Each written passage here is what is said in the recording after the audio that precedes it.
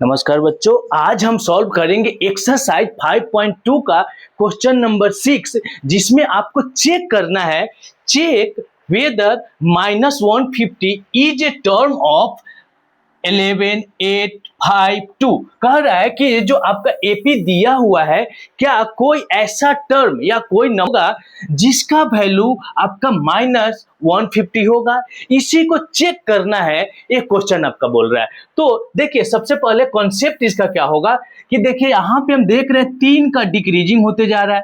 तो 3 का डिक्रीजिंग होने का मतलब है कि ये टर्म तो आपका माइनस में जाएगा। तो क्या कोई ऐसा पॉइंट आएगा जहां पे इसका वैल्यू -150 हो जाए? वही हमको चेक करना है। तो देखिए, इसके लिए एक फॉर्मूला मेरे पास है। इसको तो हम बना सकते हैं, ऐसे मैन्युअली करते जाएंगे तो चेक हो जाएगा, लेकिन मेरे पास एक रेडीमेड फॉर्मूला इसका क्या है ये हम देखेंगे। एक फॉर्मूला है आपका, सॉल्यूशन में जाएंगे, an is equal to a plus n-1 into D, एक फॉर्मूला है आपका। तो देखेंगे इसमें कौन चीज क्या है, ये आपको आइडेंटिफाई करना जरूरी है। तो यहां पे दिया हुआ है आपका क्या, हेयर आपका a इज इक्वल टू 11 है। डी जानते क्या है आप कि second term minus first term, means 8 minus 11 is equal to -3 है। और एन आपको बताना है, मतलब दिया हुआ नहीं है, लेकिन ये आपको प्रूफ करना है। मतलब क्या है, एन आपका -150 है और एन जो कि आपको नंबर्स ऑफ टर्म अगर निकल जाए तो आप इसको समझेंगे 150 कोई टर्म आ गया। तो बस आपको इतना दिया हुआ है। अब इसका वैल्यू जो है आपको यहाँ पे रखना है। तो देख रहे हैं क्या, एन के जगह हम रख सकते हैं -150।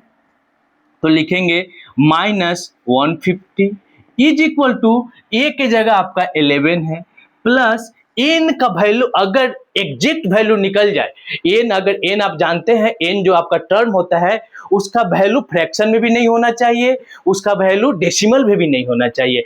मींस अगर एन का वैल्यू अगर कंप्लीट निकल जाए तो हम समझेंगे कि -150 इसका कोई टर्म हो सकता है। बस यही रास्ता है आपको इसको चेक करने का। तो आप प्लस एन -1 डी के जगह आपका है -3, तो इसको -3 करेंगे। अब इसका हम सिंप्लीफिकेशन करते जा रहे हैं। तो 150 माइनस में है इज इक्वल टू 11 प्लस इसको मल्टीप्लाई करिए आप इसके साथ, तो 3 को n से मल्टीप्लाई करेंगे तो आपका हो जाएगा 3n, और प्लस और माइनस मिलके आपका हो जाएगा माइनस। तो आपका हो जाएगा यहाँ पे हो जाएगा आपका ये 3n माइनस, और 1 को 3 से मल्टीप्लाई करेंगे तो 3 होगा, और माइनस को मल्टीप्लाई करेंगे तो प्लस होगा। मतलब ये हो जाएगा आपका +3। अब इसका n का वैल्यू यहां से हम निकालेंगे कि n का वैल्यू क्या निकल रहा है। तो हम देखेंगे क्या, यहाँ पे प्लस में है और ये भी प्लस में है, तो हो जाएगा आपका 150 माइनस में इज इक्वल टू 11 और 3 14 -3n है, और ये 14 इधर प्लस में है तो इधर जाएगा तो माइनस में होगा, और 150 में अगर 14 को प्लस करेंगे तो माइनस में हो जाएगा 164 इज इक्वल टू -3n। अगर यहां से n का वैल्यू अगर निकल जाए, n का कोई फ्रैक्शन नहीं, कोई डेसिमल नहीं, अगर n का वैल्यू पूरी निकल जाए तो हम समझेंगे कि 150 कोई ना कोई मतलब इसका टर्म आएगा। तो हम निकाल रहे हैं -164 इज इक्वल टू -3n, और माइनस कैंसिल हो जाएगा, तो n इज इक्वल टू हो जाएगा 164/3। अब हम देख रहे हैं क्या, n का जो वैल्यू है एग्जैक्ट नंबर में नहीं आ रहा है, या तो डेसिमल में आ रहा है या तो फ्रैक्शन में आ रहा है, लेकिन n का वैल्यू आपका ना तो डेसिमल में होता है और ना ही फ्रैक्शन में होता है। तो हम कह सकते हैं कि 150 जो है इसका कोई भी टर्म नहीं जाएगा अगर ये -3 होते जाए, लेकिन -150 इसका कोई भी टर्म नहीं होगा। बिकॉज लिखेंगे क्यों, बिकॉज लिखेंगे, क्यों नहीं होगा, because n is not a exact number, या फिर इसको क्या बोलेंगे, एग्जैक्ट नंबर, या फिर बोलेंगे n is because n is in fraction, तो n is fraction, so -150 is not a term of AP। इसको यहां पे लिख देंगे क्योंकि n क्या है आपका फ्रैक्शन में आ गया है, और जब फ्रैक्शन में n का वैल्यू हो मींस वो आपका -150 उसका कोई टर्म नहीं होगा। क्वेश्चन समझने में कोई परेशानी हो तो बोलेंगे, और अगर क्वेश्चन समझ में आ गया होगा तो एक लाइक करते चलेंगे।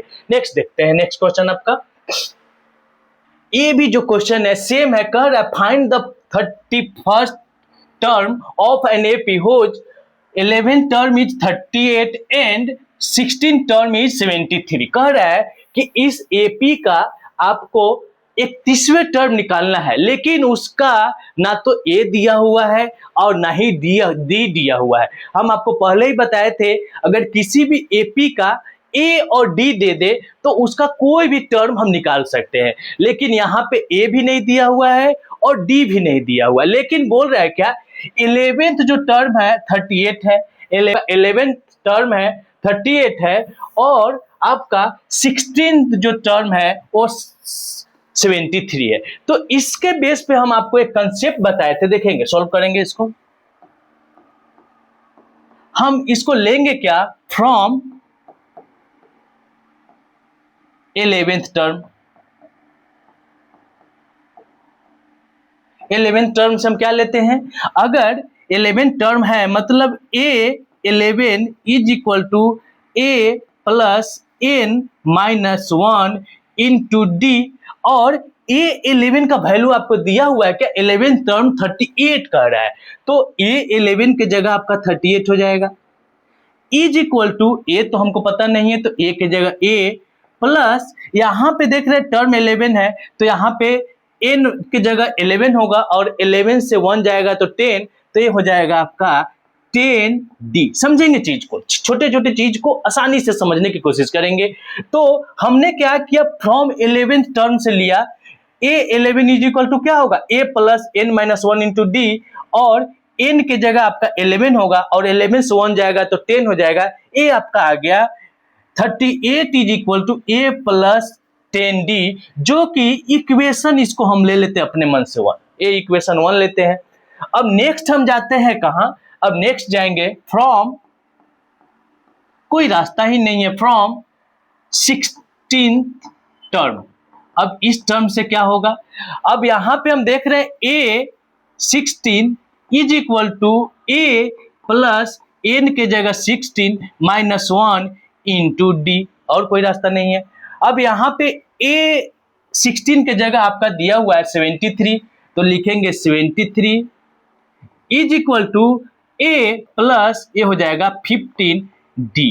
अब यहाँ पे हम देख रहे हैं क्या, इसको इक्वेशन 2 ले लेते हैं सॉरी इसको इक्वेशन 2 ले लेते हैं।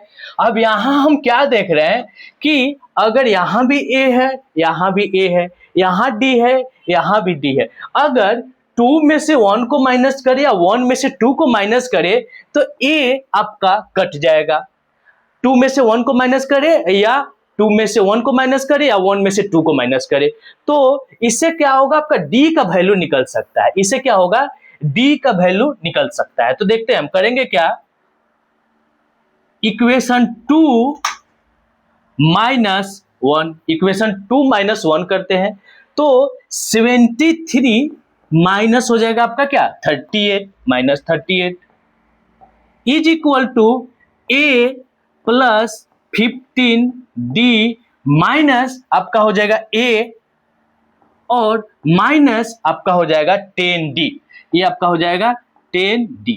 अब यहां देख रहे हैं यहां प्लस में है, यहां माइनस में है, कैंसिल हो जाएगा, इसको माइनस आप करेंगे 73 से 38, 73 से 38 तो 5, ये हो जाएगा 3, ये मीन्स आपका ये 35 हुआ, इज इक्वल टू 15 में से 10 जाएगा तो 5D, तो D का वैल्यू जो निकल रहा है आपका 7 निकल गया। डी का वैल्यू क्या निकल गया? 7 निकल गया। देखिए इससे डी का वैल्यू 7 निकल गया, और जो डी का वैल्यू है अगर हम इक्वेशन 1 में रखें तो लिखेंगे क्या? पुटिंग, इसको इरेज करते हैं, putting value of D in equation 1। Equation 1 में हम क्या किए कि डी का वैल्यू रख दिए। तो इक्वेशन 1 क्या था आपका?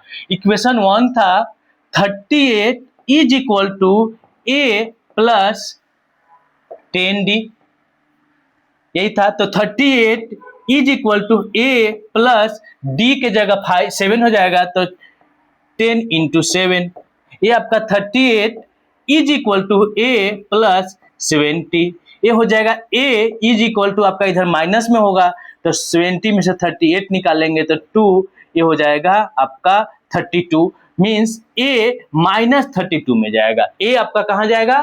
माइनस 32 में जाएगा। तो आपके पास ए भी निकल गया और डी भी निकल गया। अब कोई भी टर्म निकालने में आपको परेशानी नहीं होनी चाहिए। आपके पास यहाँ पे निकल गया ए और यहाँ पे ऑलरेडी डी निकला हुआ है, तो क्या 31st टर्म हम नहीं निकाल सकते हैं? तो निकालते हैं 31st टर्म। ए और डी निकल चुका है, तो अब 31st टर्म भी निकल जाएगा। ए और डी निकलने का मतलब ही हुआ कि 31st टर्म आपका निकल जाएगा। तो लिखेंगे क्या?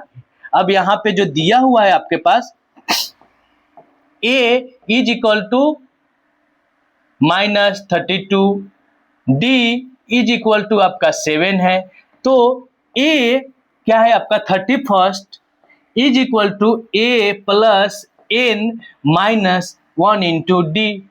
ए 31st निकालना है तो ए के जगह -32 प्लस एन के जगह आपका 31st और 1 जाएगा, इसमें से लिख देते हैं एक बार, 31 माइनस 1 इंटू डी के जगह 7 इज इक्वल टू हो जाएगा 30 माइनस 32 प्लस 30 इंटू 7, ये आपका हो जाएगा -32 प्लस 210, और 210 में से 210 माइनस 32 करेंगे तो हो जाएगा 8, और ये हो जाएगा 7, ये हो जाएगा 1, मीन्स आपका आ गया 178 आंसर आपका यही होगा। समझेंगे क्वेश्चन को, एक बार और क्वेश्चन को हम रिपीट कर रहे हैं, अच्छे से समझेंगे। अगर क्वेश्चन समझ में आ रहा होगा तो एक लाइक करते चलेंगे।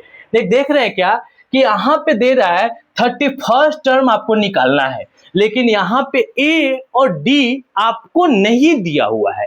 तो एक चीज आपको क्या दिया हुआ है कि 16 जो टर्म है 38 है, 11th जो टर्म है 38 है, और 16 जो टर्म है वो 73 है। इसके बेस पे हमने क्या किया कि उसको हमने मान लिया, निकाला फ्रॉम 11th टर्म। तो 11th टर्म से हम जैसे ही निकाले तो हमको ए और डी का वैल्यू निकल गया। तो ए और डी का जब वैल्यू निकल गया तो कोई भी टर्म हम निकाल सकते हैं। अगर ये क्वेश्चन समझ में आ गया होगा तो एक लाइक करेंगे और नेक्स्ट क्वेश्चन की तरफ बढ़ेंगे।